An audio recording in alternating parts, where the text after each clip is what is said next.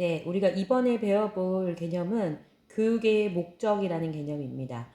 지금 표로 나와 있는 것처럼 교육의 목적은 크게 내재적 목적과 외재적 목적으로 나누어 볼 수 있어요. 교육의 목적은 그것이 교육의 개념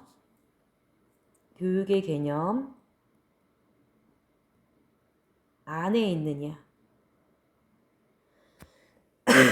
안에 있는가의 여부에 따라서 내재적 목적과 외재적 목적으로 나눕니다.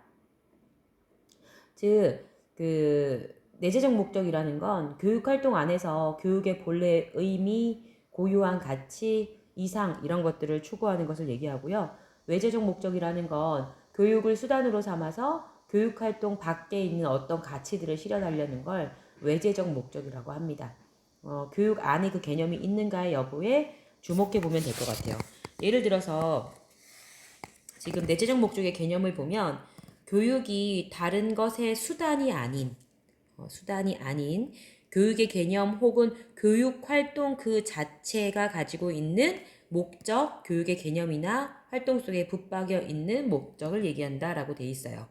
만약에 교육의 목적을 합리적인 마음의 개발이라고 했을 때 교육과 합리적인 마음의 개발 사이에는 어떤 논리적 관계가 성립해야 되거든요. 합리적인 마음의 개발은 교육 개념의 한 부분을 이루고 있기 때문에 교육 활동 안에 들어가 있으면 내재적 목적이 되는 거고 아니면 외재적 목적이 된다. 대표적인 사람으로는 소크라테스, 그리고 존 듀이, 피터스. 우리 아까 교육의 개념 봤을 때 교육을 성년식이다라고 봤던 그 피터스가 있고 또 로저스라는 사람이 있습니다. 그래서 피터스는 교육의 목적을 아까 세 가지 기준에 따라 나눴죠. 규범적 준거, 인지적 준거, 과적적 준거로 나누고 이 세 가지를 실현하는 게 교육의 목적으로 봤어요. 교육받은 인간을 프리맨, 자유인이라 그래서 교육의 준거를 이 세 가지 준거를 충족시킨 사람이고 자유인을 기르는 자유교육은 그러한 준거를 충족시키는 교육이다라고 봅니다. 교육 활동에 있어서 내려온 오랫동안의 공적 전통을 수용하는 것과 관련된 목적 해갖고 뭐 여러 가지 얘기하는데 이렇게 생각해 보시면 될 것 같아요. 그 다음 외재적 목적인데요. 교육활동을 수단으로 해서 아까는 교육활동이 수단이 아니었잖아요. 그죠? 이번에는 교육활동이 다른 활동의 목적을 위한 수단으로서 사용되는 거예요. 그래서 교육활동을 수단으로 해서 성취하고자 하는 교육 외부의 가치를 추구하는 것. 그래서 교육을 개인이나 사회의 필요를 충족시키기 위한 수단으로 보는 입장입니다. 아까처럼 내재적 목적이라는 게 있었는데 그런 내재적 목적만을 추구하면 교육의 자율성이나 인간의 내적 성장 이런 건 높일 수 있지만 사회의 현실과 요구에 동떨어진 교육이 될 수 있어요. 또 외재적 목적, 교육을 수단으로 바라보는 외재적 목적만을 추구하면 교육이 개인과 사회의 필요성과 유용성을 추구하는 수단으로 간주되어서 교육의 자율성이 또 크게 제한될 수 있습니다. 그래서 교육이 개인의 내적 성장보다는 외적 기능 형성에 치중되어 교육의 대상인 인간마저 수단시할 가능성이 높게 되겠죠. 그래서 이 두 가지 목적을 균형 있게 추구하고 둘 중에 내재적 목적이 더 우선시되어야 되지 않을까요? 그죠? 여튼 우리가 외재적 목적이라는 건 교육의 바깥에 놓여있는 목적이라고 정리를 한번 해볼 수가 있겠어요. 교육을 통해 생계를 유지한다든지 아니면 교육을 통해 출세한다든지 너희가 진짜 교육을 통해서 내재적 목적인 합리성의 개발, 지식의 형식 추구, 자율성 신장 이런 거 추구하지 않잖아. 너희들 공부 왜 열심히 해? 좋은 대학에 가기 위해서 하죠. 그죠? 출세하기 위해서. 또 뭐 성장하기 위해서, 국가 발전을 위해서 뭐 여러 가지 목적이 있을 수 있는데 이렇게 국가 발전이나 경제 성장, 직업 준비, 생계 유지, 출세 이런 식으로 교육을 바라보는 것을 교육의 외재적 목적이라고 합니다. 그래서 그 사회의 현실과 필요의 수용이라는 측면에서 봤을 때 외재적 목적도 내재적 목적과 균형을 이루고 중요시 되어야 하는 게 맞습니다. 다만 내재적 목적을 중시하게 되면 자율성을 중시하다 보니까 인문 교육이나 뭐 자유 교양 교육 이런 걸 중시하는 입장이 많은 반면 외재적 목적으로 보게 되면 교육을 이제 직업 교육 또 미래 생활을 대비하기 위한 교육 뭐 이렇게 바라볼 수밖에 없겠죠. 그래서 바람직한 건 올바른 교육의 목적을 정립하기 위해서는 내재적 목적을 훼손하지 않으면서 외재적 목적을 고려해야 합니다.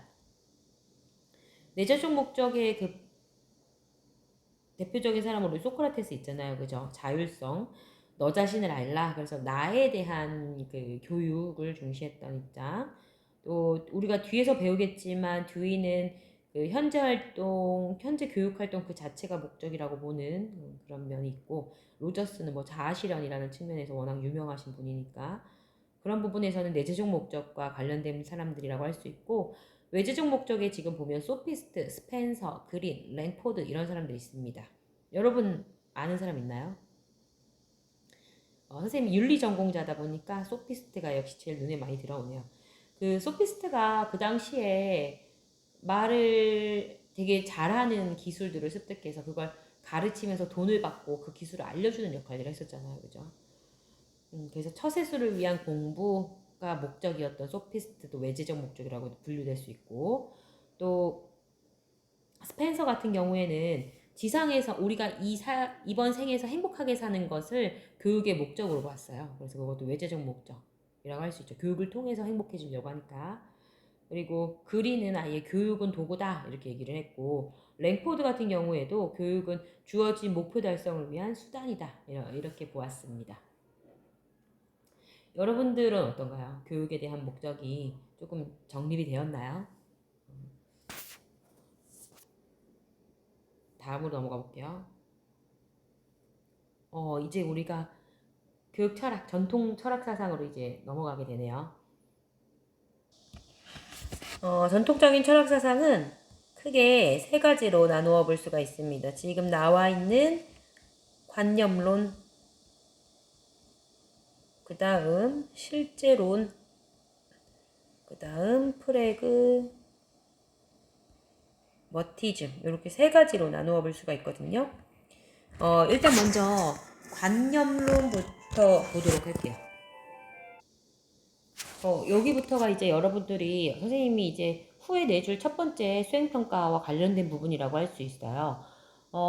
이러한 그 전통 철학들은 교육과 굉장히 밀접한 관련이 있습니다. 그래서 지금 배우는 관념론이나 실제론, 프래그머티즘 뭐 이런 철학에 따라서 내가 설정하는 교육의 목적과 방향성이 완전히 달라지게 됩니다.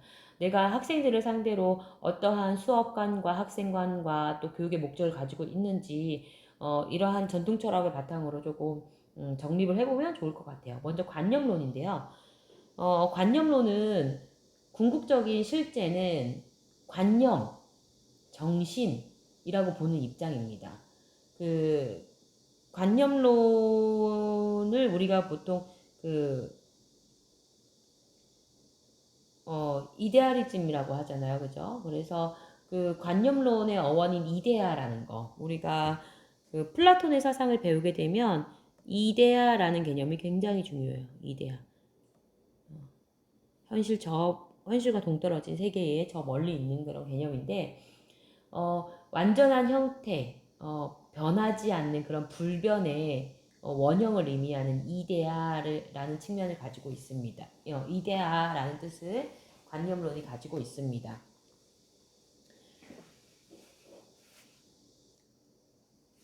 그러니까 쉽게 얘기하면 관념론이라는 건 현실 세계에 존재하는 것보다 인간의 사고상에 존재하는 관념을 더 중시하는 걸 얘기해요. 이데아 세계도 우리 현실에 실제로 있진 않잖아요. 우리의 머릿속에 있는 개념이지. 유니콘 같은 것도 마찬가지죠. 그래서 현실 세계에 존재하는 것보다 우리 머릿속에 그려진 관념, 정신, 우리의 사고 속에 존재하는 그러한 관념을 중시하는 철학 사상을 관념론이라고 합니다. 그래서 두 번째 줄에 보면 플라톤에 따르면 진정한 실제는 이데아 즉 관념에 있다. 진리란 감각적 경험이 아닌 논리적 사유에 의해 지지된다. 감각적 경험보다 이성적 사유가 중시된다 라고 되어 있어요. 우리가 관념론의 철학적 특징은 관념론을 실제론과 여기 선생님이 여기 PPT에는 아주 간단히 써놨군요. 뭐 이 정도만 알아봐도 될 것 같고요.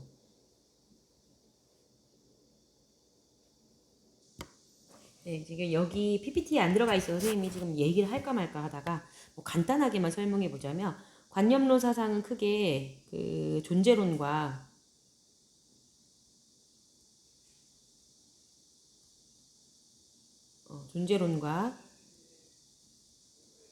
인식론의 측면 두 측면으로 나누어서 얘기를 할 수 있습니다. 존재론적 측면에서 관념론자들은 세계를 어떻게 이원화하냐면 세계를 정신과 물질로 이원화하고요. 본질이나 실제를 그러니까 실제하는 거, 궁극적 실제를 물질이 아닌 정신에서 찾으려고 하겠죠. 정신이라는 건 영원불변하고 질서정연하면서 절대적이고 보편적이지만 물질이라는 건 일시적이고 무질서하다고 보았어요. 상대적이라고 보았어요.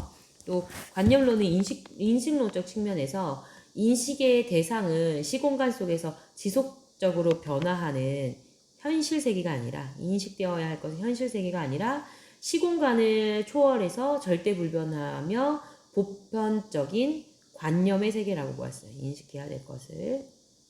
뭐 요 정도 알고 있으면 될 것 같아요. 그래서 밑에 교육의 목적, 내용, 방법, 지식관, 교사관 한번 보도록 합시다. 먼저 교육의 목적입니다. 개인의 완성과 이상사회의 실현이라고 쓰여져 있는데 정신적인 가치, 절대적인 가치의 추구를 교육의 목표로 삼아요. 관념론적인 그런 것들을 목표로 삼아서 인격교육이나 도덕교육 또는 인격교육이나 도덕교육 글씨가 너무 안 예쁘게 써진다. 인격교육이나 도덕교육 또 정신교육 같은 것을 중시합니다. 그 다음에 교육 내용은 일반 교양교육을 중시해요. 그래서 논리학이나 형이상학, 미술, 문학 이런 것처럼 정신적이고 이상적인 교과를 강조합니다. 근데 교육은 어떻게 해야 될까요? 교육 방법. 교사 중심의 교육이 되어야 된다라고 되어 있어요. 왜냐하면 교사가 인격적 모델이 되어야 되고 두 번째는 아동의 자발적 참여 유도라고 되어 있는데 학습자 자신의 내적 자아 탐구가 바탕이 되어야 하기 때문에 그렇습니다. 그다음 지식관인데 참된 지식은 영구 불변하는 것으로 정신적 실제 속에 있다고 보았어요. 그래서 인간은 지성의 작용에 의해 이를 깨달아야 한다고 보았습니다. 교사관인데요. 문화와 실제 세계를 구현해 주는 사람을 교사라고 보았어요. 우리 관념론의 같은 경우에는 장점은요. 현실을 초월한 궁극적 가치를 지향해서 만연한 회의주의와 그죠? 도덕 규범도 마찬가지잖아, 그치? 소피스트가 그런 주장을 한 거죠. 상대적인 귀에 걸면 귀걸이, 코에 걸면 코걸이. 그래서 도덕 규범이 이렇게도 해석될 수 있고 경험에 따라 저렇게도 해석될 수 있어. 어떻게 보편적인 도덕 진리가 있을 수가 있어? 라고 주장했던 게 소피스트라면 보편적인 진리를 확립하기 위해 노력한 게 소크라테스였고 또 그걸 이어받으려고 한 게 플라톤이었죠. 그래서 이러한 만연하던 회의주의와 상대주의를 극복한 장점이 극복했다라는 장점이 있고 관념론은 다만 단점은 지금 계속 강조하는 게 뭐예요? 실제 하는 것은 관념 속에 있다고 보기 때문에 계속 인간의 이성을 통한 일반 교양 교육 이런 것들을 중시합니다. 현실에서 필요한 건 근데 우리 아까 내재적 외재적 목적 봤을 때 꼭 그렇지 않잖아, 그지? 그래서 산업사회의 요구에 따른 직업교육이나 아니면 기술교육 이런 것들이 충족이 안 된다는 단점이 있죠. 또 관념론이 추구하는 이상 이데아 세계처럼 이제 불변하는 절대적인 진리가 있는 세계가 실제로 있을까? 플라톤 그러잖아요. 우리가 이 동그라미를 그렸을 때 아무리 정교한 동그라미를 그려도 현실 세계는 이데아 세계의 모방이라고 하고, 그럼 진짜 동그라미가 어딨냐 했을 때 이 진짜 동그라미의 원형은 이데아 세계에 있다고 얘기를 하잖아요. 관념론이 추구하는 이상은 너무 유토피아적인 이상이어서 현실과 좀 괴리감이 있다는 저기 단점이 있습니다. 그렇지만 우리가 교사가 인격적인 모델이 되고 학생이 교사를 모방함으로써 자아 실현을 해간다. 뭐 이런 측면에서는 또 교육적 함의를 얻을 수가 있습니다. 네, 다음으로는 그 실제론인데요. 우주의 궁극적 실제가 물질이라고 주장하는 철학입니다. 아까 그 관념론에서는 물질은 가변성이 있기 때문에 이게 진리가 될 수 없다라고 했는데 물질이라고 주장합니다. 그래서 실제가 정신과는 관념과는 독립해서 객관적으로 실제로 존재하는 물질이라고 보는 철학적 입장인데요. 어, 의식 외부의 실제 사물이 그 세계의 본질, 진위, 선악, 미추의 궁극적인 증거라고 봅니다. 그래서 뭐 실제주의, 현실주의, 유물론 뭐 이런 말하고 비슷하다고 생각하시면 될 것 같아요. 이것도 역시 아까처럼 실제론, 존재론과 인식론으로 나누어서 볼 수 있는데, 그 우주의 궁극적인 실제는 인간의 정신과 무관하게 존재하는 물질, 관념과 무관하게 존재하는 물질이라고 보고, 또 인식론의 측면에서 외부 세계의 모든 실제가 우리와 관계없이 객관적으로 실제하고 우리의 감각적 경험을 통해 접근할 수 있는 것이라고 봅니다. 그러니까 하나의 진리 대응설이라고 하죠. 우리가 하나의 진리는 하나의 사실과 대응할 때 참이다라고 해서 우리의 감각적 경험을 통해 진리에 접근할 수 있다고 봅니다.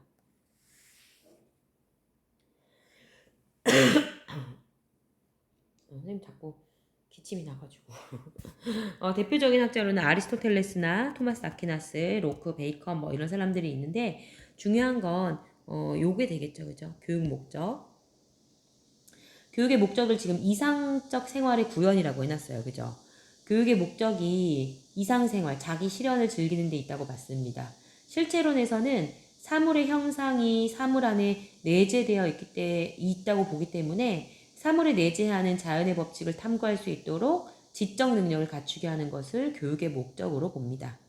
다음 교육 내용인데요. 과학적 지식. 아까 관념론하고는 좀 다르죠. 그래서 수학이나 자연과학, 아까는 인문학이나 고전 같은 거 중시했잖아, 관념론은. 수학이나 자연과학, 사회과학 등 과학적 지식을 중요한 교육 내용으로 삼았고, 사물의 법칙은 그 유형에 따라 달라지니까 교과의 선을 유지하는 것을 강조합니다. 그 다음에 교육 방법인데요. 교사 중심 교육, 과학적 방법 중시라고 되어 있습니다. 사실에 대한 과학적 방법, 또 관찰과 실험을 중시하고 지력의 훈련을 중시합니다. 또 교육에 있어서 교사의 주도권을 굉장히 중시하는 교육 철학이라고 볼 수 있습니다. 또 교사가 그 보편적인 지식을 가지고 있는 교수 전문가이고, 학생은 교사의 지도에 따라서 세계에 대해 객관적, 보편적 지식을 습득할 수 있는 존재로 보았습니다.